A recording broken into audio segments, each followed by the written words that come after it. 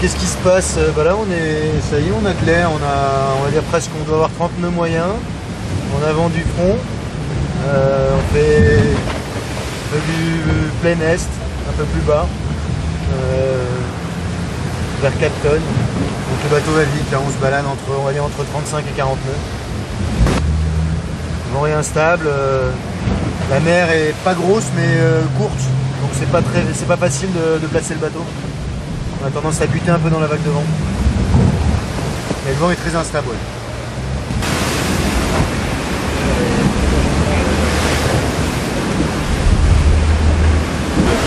Là, on avait du 3,40 tout à l'heure. À nous, on a eu. Ouais.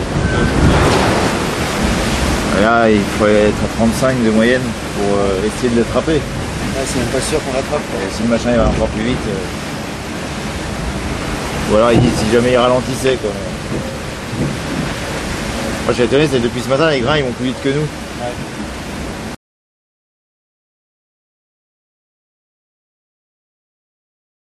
Lorsqu'on a attrapé la dépression, la Argentine qui traverse l'Atlantique Sud, on s'est mis juste en avant du front chaud et on essaye de rester devant. C'est vrai que la dépression elle marche entre 30 et 35 nœuds, donc elle va très vite. Donc on essaye de tenir sa cadence pour ne pas se faire rattraper, parce que si on se fait rattraper, ça va obliger de faire un empannage et de rallonger la route et on perdrait plus d'une journée sur le temps de bloc populaire. Donc on essaie de se battre pour rester devant. Bah, les gars sont à fond, hein. On a fait plus de 800 000 en 24 heures après 34 nœuds moyenne. C'est la ligne dure sur Spin Reef 2. Ces dernières heures, elles sont cruciales parce qu'on est vraiment un petit peu court encore pour attraper un petit front secondaire là, sur cette dépression qui est en train de se créer et qui va nous amener un flux de 20 nœuds presque encore sur 2000 milles si on arrive à l'attraper. Donc verdict dans les 5-6 prochaines heures.